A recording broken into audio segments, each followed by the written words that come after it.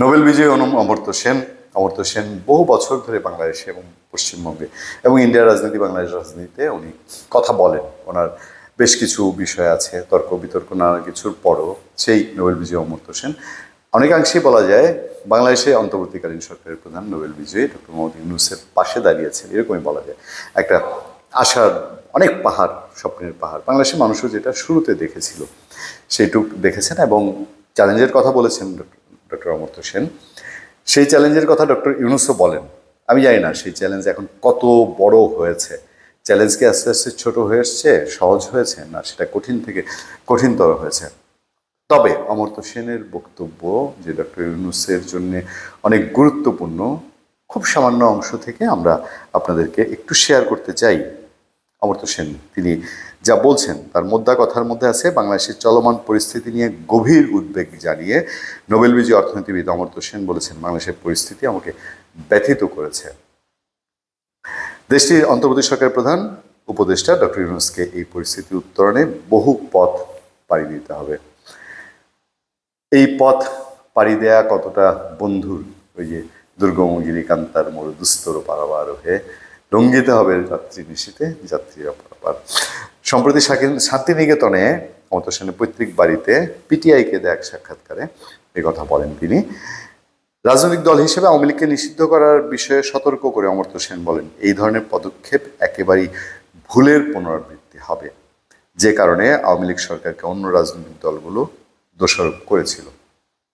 আমি জানি না অন্তর্বর্তীকালীন সরকার এবং তাদেরকে যারা, আমি উস্কানি দেওয়াই বলবো বলছেন, এই যে বৈষম্যবিরোধী ছাত্র আন্দোলন বা উপদেষ্টাদের মধ্যে কেউ কেউ তারা বলছেন কি আওয়ামী লীগ নিশ্চিহ্ন করিতে হবে, আওয়ামী লীগ নিষিদ্ধ প্রক্রিয়াধীন, সপ্তাহ 1-2 সপ্তাহের মধ্যে এটার কিছু দেখা যাবে। এটা যে কত বড় একটা বুমেরাং হবে এটা বোধহয় বিএনপি কিছুটা বুঝেছে। বিএনপির যিনি স্থায়ী কমিটির সদস্য সালাউদ্দিন আহমেদ তিনি বলেছেন যে আওয়ামী লীগকে ঠেকাতে হলে রাজনৈতিকভাবে ঠেকাতে হবে, কলমের খুঁচায় নিষিদ্ধ করা নয়। আপনারা নিশ্চয়ই দেখেছেন, সে নিয়ে আমরা পরে কথা বলবো। বাংলাদেশের প্রধান উপদেষ্টা হিসেবে ডক্টর ইউনূসের সম্পর্কে তার মূল্যায়ন জানতে চাইলে তিনি বলেন, ডক্টর ইউনূস আমার পুরনো বন্ধু। আমি জানি তিনি অত্যন্ত যোগ্য এবং বিভিন্ন দিক থেকে একজন অসাধারণ মানুষ। তিনি বাংলাদেশের ধর্মনিরপেক্ষতা এবং গণতান্ত্রিক প্রতিশ্রুতি বিষয়ে শক্তিশালী বিবৃতি দিয়েছেন।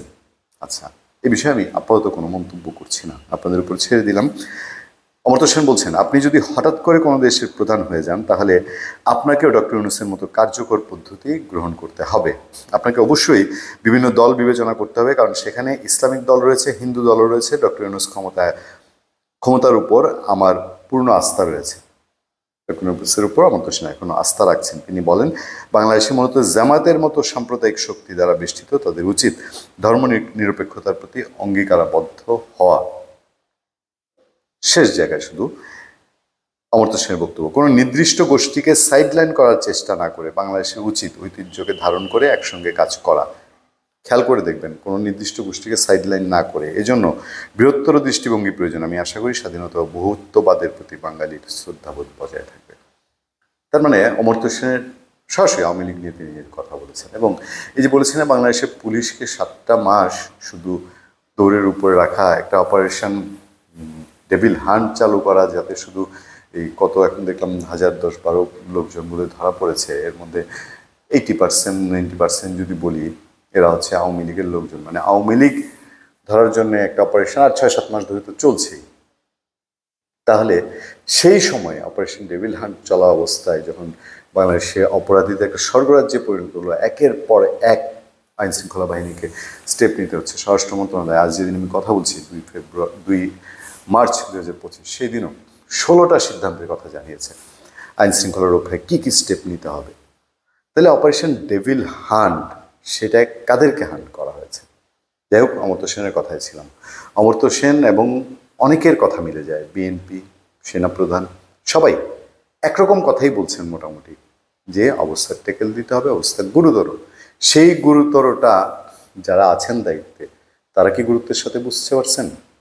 ধন্যবাদ সবাইকে। আপনার সাথে আমি আতিক রহমান পূর্ণিয়া।